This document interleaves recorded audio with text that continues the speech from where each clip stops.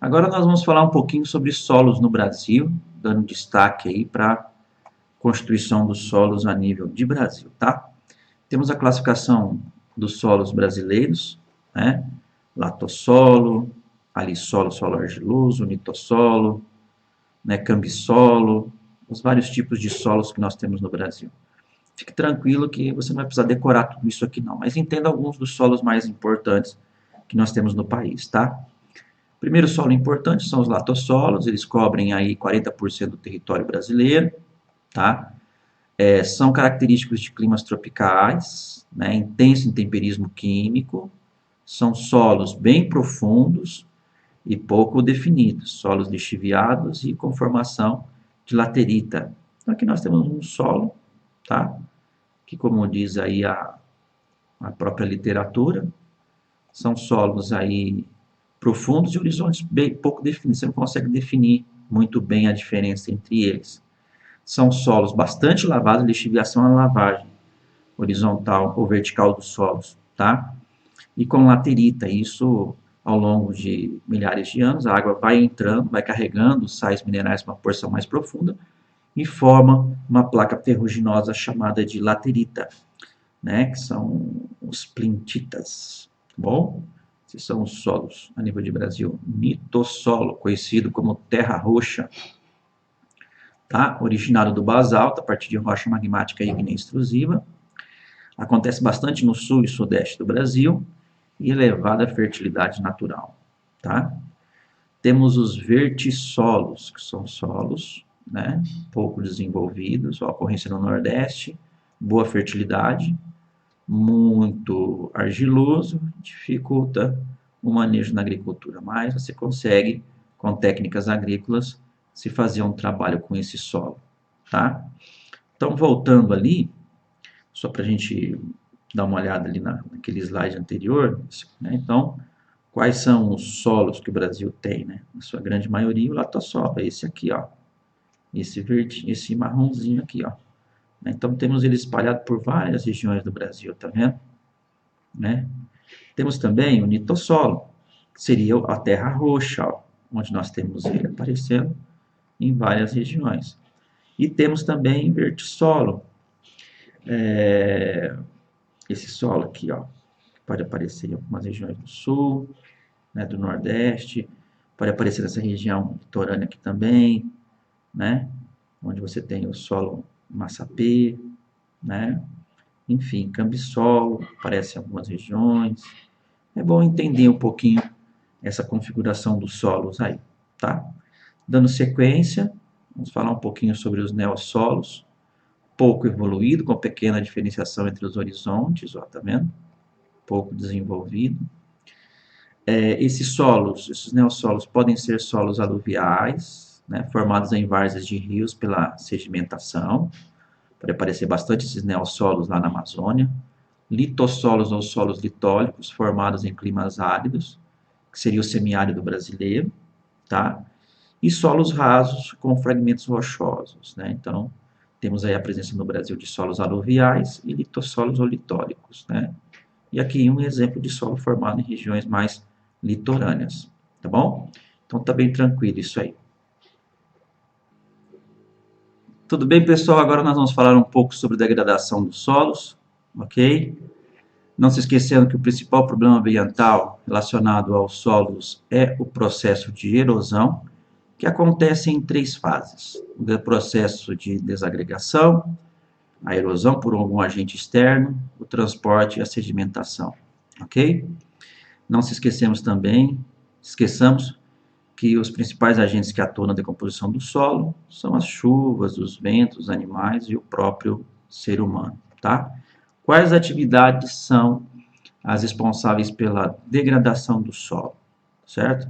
Nós temos aí o excesso de pastagem, temos o desmatamento e temos a agricultura. Percebam você que a atividade industrial, coleta de lenha, enfim, tem uma porcentagem muito pequena, tá? Áreas mundiais de solo apropriado para a agricultura, é bastante limitado isso aí, tá? Muito árido, 28%, problemas químicos, 23%, terras rasas, temos aí 22%, umidade excessiva 10% e sempre congelada 6%. E nenhuma limitação. Então, qual seria a área apropriada para a prática da agricultura? Seria essas áreas. Então, as áreas onde nós temos solos apropriados é muito pequena em relação a aquilo que nós temos disponível.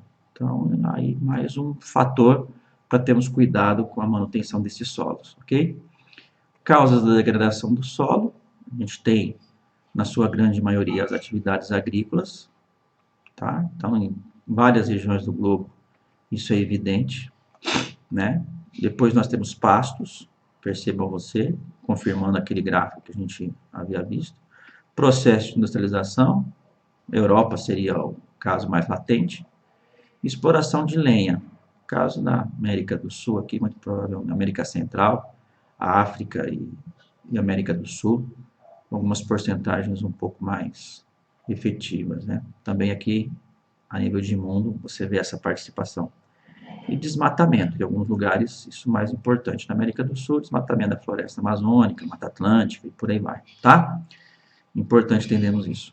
Alguns processos erosivos que contribuem para o empobrecimento do solo, a lixiviação, o assoreamento, o desmatamento, as queimadas e a exploração excessiva dos solos, tá?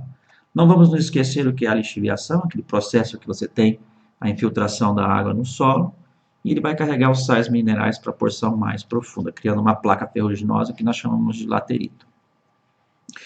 Quando o solo está exposto a ocorrer erosão, você tem a deposição de sedimento no fundo do rio, chamamos isso de assoreamento. Desmatamento é a retirada da vegetação, a queimada desse material que sobra pode empobrecer o solo, e a exploração excessiva pode trazer alguns problemas aí associados à erosão, tá? Então nós temos aqui a lixiviação, solo lixiviado através da infiltração da água, né? Você tem os sais minerais sendo carregados para a porção mais profunda entre B e C, e aí você tem o problema da lixiviação, né? Problema do assoreamento, problema das queimadas, o fim do material orgânico, tá? As imagens identificam isso. E o processo de laterização, né? Onde nós temos aí o processo que decorre das enxurradas das chuvas, e aí os minerais hidrossolúveis são levados, né? Então o ferro fica em grande quantidade e cria uma coloração avermelhada com pH 8, entre 8 e 9, tá? No resultado, então, nós temos a formação da laterita, que é a laterização, crosta endurecida, inviabilizando a fertilidade do solo. No Brasil, esse tipo de solo é chamado de canga, tá? Então, acontece bastante em regiões de Chapada, no centro-oeste do Brasil, o processo de laterização, empobrecimento do solo. Isso pode ser agravado à medida que você tira a vegetação e começa a entrar muita água em velocidade, promovido pela lixiviação. A lixiviação é esse processo, e aí a laterização é a segunda etapa. Aqui um exemplo de um material lateralizado, um solo, né? Porção superficial do solo. E aí, deixa eu mudar a cor aqui. E aí é onde você encontra praticamente aí a laterita, tá vendo? A acumulação dos sais minerais, ó, né? Entrou a água, trouxe e formou essa área onde você tem a rocha, o solo laterizado, tá bom? Comprometimento dos solos, né? Então, você pode ter o comprometimento a partir de vários problemas, que vão desde desertificação, relevo, imitação, tá? Então, a questão da acidez e alcalinidade. Então, o solo, você sabe que todo o solo vai ter um padrão de hidrogênio ali, o potencial de hidrogênio, que pode variar entre 0 a 14. O pH d'água é 7, né? Então é o valor ideal para o solo. Então, se ele tiver muito ácido, ou se ele tiver muito alcalino, tem que fazer correção. Então, solos ácidos com pH inferior a 7, o que vai acontecer? Você faz a correção com calcário, tá? Então, quando ele é ácido, você vai usar ele, calcário, né? Vai usar o calcário. Quando ele é alcalino, aí você vai usar o enxofre, né? Enxofre aí, você vai usar ele quando ele é alcalino, que seria esse exemplo aqui. Todos os processos que você vai tentar fazer a correção e a melhoria do solo para a prática da agricultura. Salinização é o processo que nós temos de concentração de NaCl no solo. Na área semiárida, por exemplo, você irriga o H2O, evapora rápido, concentra os sais minerais da água e promove o processo de salinização. Tá? No Brasil pode acontecer isso, região Nordeste, por exemplo. Arenização. Você tem um solo que já é formado por muita areia, tira a vegetação, começa a precipitar, leva as partículas mais finas de argila para o fundo e na superfície fica só areia. Esse processo às vezes é confundido com desertificação, mas não tem nada a ver. A desertificação é o processo que vai levar à alteração do balanço hídrico na região e o fim da água no solo, que não é o que acontece no Rio Grande do Sul, no Brasil. O que acontece lá, de fato, é um processo que nós chamamos de arenização. Ok? Erosão dos solos, então, mais uma vez, vamos falar um pouquinho, né? Erosão por splash ou salpicamento, solo exposto, começa a bater água da chuva, vai abrindo esses sulcos, pequenos sulcos na superfície, tá? Erosão laminar, então, escoamento superficial da água, retira a camada do solo, sem cobertura vegetal, a erosão é identificada. Então, você tem uma área superficial, e aí você retira essa vegetação, à medida que ocorre, então, a precipitação, a água vai levando essa cobertura superficial e vai colocar no fundo do rio. Nós chamamos isso, então, de assoreamento, erosão laminar. Alguns tipos de erosão fluvial, a partir de rios, ó, já comentou isso lá em geomorfologia. Na formação de sulcos e ravinas, tirou a vegetação, começa o primeiro estágio, que são os sulcos, aí aprofunda um pouco, eu chamo isso de ravina. Quando a erosão chega no lençol freático, passa e chega lá na rocha matriz e leva tudo embora, nós vamos chamar isso de vossoroca. O estágio mais avançado das erosões é a vossoroca. Tá bom? Então, formas de conservação do solo, para evitar lixiviação e outros problemas aí, é aplicar a curva de nível, são aqueles morrinhos que você cria para a água não levar embora o solo. Fazer plantações nos terraços, ou terraceamento, você vai criando degraus, e ali você planta, a água vai passando por esses degraus e vai se produzindo arroz principalmente. Eliminar a técnica da queimada, fazer uso corretivo, seja adubação química, orgânica, né? Rotatividade de culturas, então você, numa propriedade, você vai fazendo uma rotação. Planta um produto X, um Y, para evitar o excesso do uso de uma monocultura, enfim. Pousio, deixa descansar, né, para que você tenha o solo se regenerando, buscando as suas características, com humus e manutenção dos sais minerais. Né? Então, temos aqui algumas práticas conservacionistas de caráter edáfico, né, visam promover a fertilidade do solo, controlar queimada, fazer adubação, rotação de culturas. Muitas vezes na rotação de culturas você tenta fixar nitrogênio com uma cultura X e uma cultura Y você retira. Você vai fazendo uma rotação, plantando uma, depois planta outra. Ou você põe as duas ao mesmo tempo. Nós chamamos isso de consorciação de culturas. Caráter mecânico, então curvas de nível, ó, tinha dito para você. Ou terraceamento, são os degraus.